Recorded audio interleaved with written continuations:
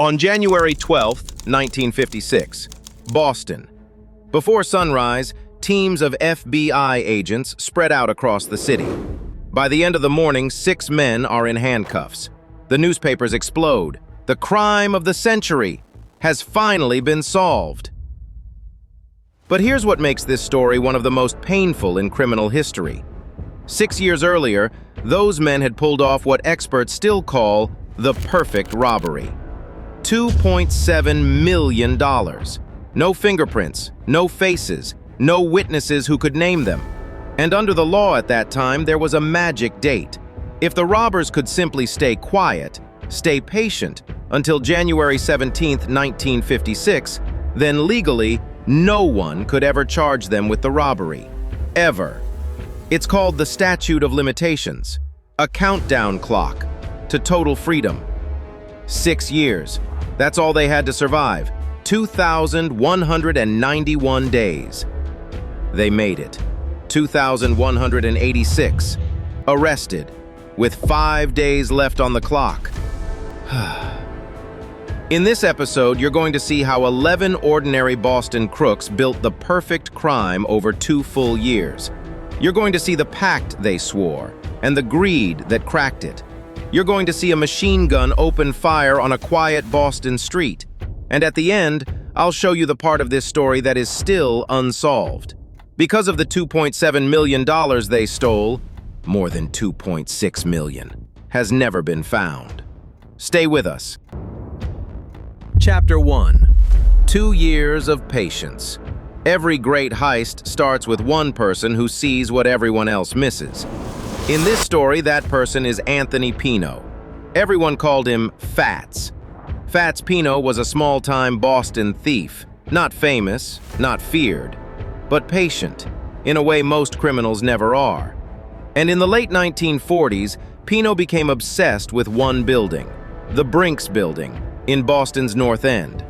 Brinks was the company that moved money for banks and businesses all over the city. And every single evening inside that building, workers sat in a counting room, surrounded by mountains of cash. Pino watched the building for months, from doorways, from rooftops, from a parked car, and he noticed something incredible. For a building full of millions, the security was lazy. Routines never changed, guards were relaxed, the place felt safe, because nobody had ever dared to touch it. So Pino did something brilliant. Late at night, when the building was empty, his crew removed the lock from an outside door, took it to a locksmith, had a key made, and put the lock back before morning. Nobody noticed. So they did it again. Another door, another key. Door by door, lock by lock, over many months, they built a full set of keys to a fortress full of money. They snuck inside at night again and again. They learned the hallways in the dark. They studied the alarm system. They knew that building better than the people who worked there. Then Pino built his crew. 11 men, drivers, lookouts, strong backs, steady hands, local guys, loyal guys, and he gave them one rule above all others. We don't move until the night is perfect. 6 times they suited up and went to the building. 6 times Pino called it off. Not enough money inside, too much light, a bad feeling. 6 times the crew went home frustrated. Then came January 17th, 1950. Chapter 2. 30 minutes. January 17th, 1950. A freezing winter night in Boston, just after 7 p.m. 7 men step out of a truck near the Brinks building, and they look identical. Navy blue pea coats, chauffeur caps, gloves, soft rubber-soled shoes that make no sound, and over each face, a rubber Halloween mask. 7 masked ghosts walking toward a building full of money. The first copied key slides into the first door. Click. They move through the dark like they live there, because in a way, they do. They've walked these hallways at night for months, door after door, key after key, up to the 2nd floor, where 5 Brinks employees are counting the day's cash behind a wire cage. The employees look up and see 7 masked men pointing guns at them. Open the gate. Lie down on the floor. Nobody gets hurt." The workers obey. The robbers tie their hands with rope and tape their mouths. And then they start filling bags. 14 canvas bags, stuffed with cash, checks, and money orders. By the time they're done, the bags weigh more than half a ton. Over $1.2 million in pure cash. Another $1.5 million in checks and securities. Total haul, $2.7 million. The biggest robbery in the history of the United States. But even on a perfect night, there's always one thing. Sitting right there in the room is a locked metal box, holding an entire company payroll. The robbers pull at it, pry at it. It won't open. They leave a fortune sitting on the floor. Roughly 30 minutes after they walked in, they walk out. Calm, quiet, carrying half a ton of money to the truck. They leave behind almost nothing. Some rope, some tape, one cap. That's it. Days later, the getaway truck is cut into pieces with torches and scattered across a dump outside the city.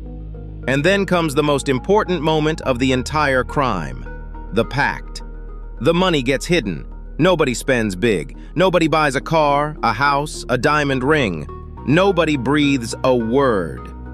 For 6 full years. Because in 6 years, the law's countdown runs out, and every man walks free forever. 2,191 days. The clock starts now. Chapter 3.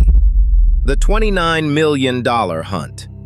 The next morning, the story hits front pages across America and around the world. The perfect crime. Masked ghosts. Millions gone. Not a clue left behind. The public is amazed. The police are embarrassed. And in Washington, the head of the FBI, J. Edgar Hoover, is furious. He throws everything at the case. Hundreds of agents, thousands of interviews, years of work. By the time it was over, the government had spent an estimated $29 million investigating this robbery. Read that again. They spent more than 10 times the stolen money trying to get the stolen money back. And here's the twist that makes Boston laugh to this day. Within days of the robbery, police rounded up the usual local suspects for questioning. And 2 of the men they brought in were Fats Pino and a sharp-eyed crew member named Joseph Specs O'Keefe. The actual robbers, sitting in the police station, days after the job. Where were you on the night of the 17th? They had answers. They had alibis. They had calm faces. And the police had nothing. No fingerprints, the gloves. No faces, the masks. No truck, until pieces of it turned up at a dump, cut so small they led nowhere. So the suspects walked right back out the front door. A year passed. Nothing. 2 years. Nothing. 3 years. The trail was ice cold. The countdown to freedom kept falling. 1,500 days left. 1,200 days left. The perfect crime was holding. But a perfect plan has one weakness the planner can never fix: the people in it. Chapter 4. The crack. Remember the one rule. Stay quiet, stay small, stay patient. Specs O'Keefe couldn't do it. Just 5 months after Brinks, O'Keefe and another crew member got arrested in Pennsylvania. Not for Brinks, for other burglaries. They were sitting on a mountain of hidden money, and they couldn't stop stealing. O'Keefe was sentenced to prison in Pennsylvania, but before the cell door closed, he did something he would regret for the rest of his life. His share of the Brinks money, close to $100,000, he handed it to his crewmates.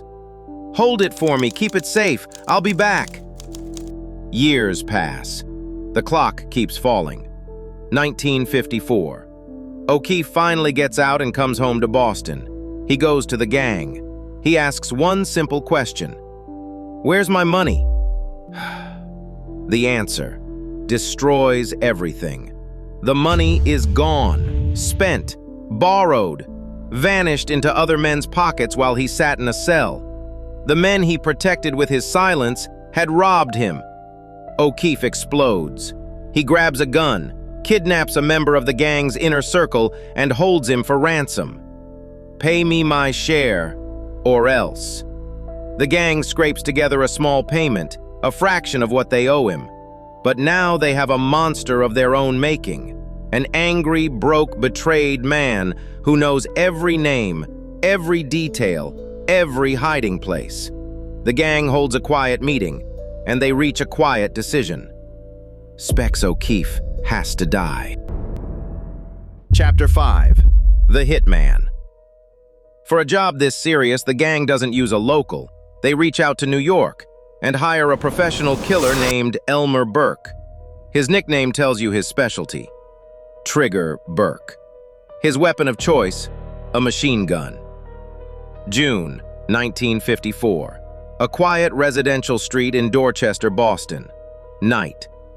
Specs O'Keefe is walking when the darkness lights up. Machine gun fire. On a neighborhood street, bullets chewing into cars and brick walls.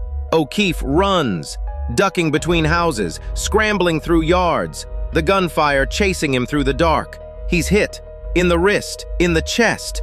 But somehow, Specs O'Keefe does not die. He survives the ambush, bleeding, terrified, and now absolutely certain of what his old friends think of him. Trigger Burke is arrested days later, machine gun and all, and his story gets even wilder. He later breaks out of jail, gets recaptured, and is eventually executed for a completely different murder. But the damage in Boston is done. O'Keefe, wounded and hunted, soon lands back behind bars on a gun charge. He sits in a cell with nothing. No money, they spent it. No loyalty, they tried to erase him. No future, years of prison ahead. He has exactly one thing left in the world: the truth. And down in the FBI offices, the agents watching the calendar know it. Chapter 6. 11 Days. For years, FBI agents had visited Specs O'Keefe in jail, again and again. And for years, his answer never changed. "I've got nothing to say." Even after the stolen money, even after the machine gun, the code of silence held. But now it's December 1955, and everyone in that jail cell can hear the clock. January 17th is coming, the statute of limitations, the finish line. The agents lay it out for him, plain and simple. They spent your money. They sent a machine gun after you, and in a few weeks, every one of them walks free forever, while you rot in here for them. Is that how this ends? Day after day, O'Keefe stares at the wall. And then, January 6th, 1956, 11 days before the deadline. Specs O'Keefe looks up at the agents and says 5 words that end the perfect crime. What do you want to know? Everything pours out. The 2 years of planning, the copied keys, the masks, the pact, every name, every role, every detail only an insider could know. The FBI moves like lightning. January 12, 1956. The arrests sweep across Boston. 5 days. 5 days left on the clock. 2 members of the gang bolt and go into hiding. The FBI hunts them down months later, hiding in a Boston apartment. 1 member never faces trial at all. The getaway driver had already drunk himself into the grave. Another dies of illness while awaiting court. The rest stand trial in the fall of 1956. After 2 years of planning and 6 years of silence, the jury needs about 3.5 hours. Guilty. All of them. The sentence for the core crew, life in prison. And Specs O'Keefe?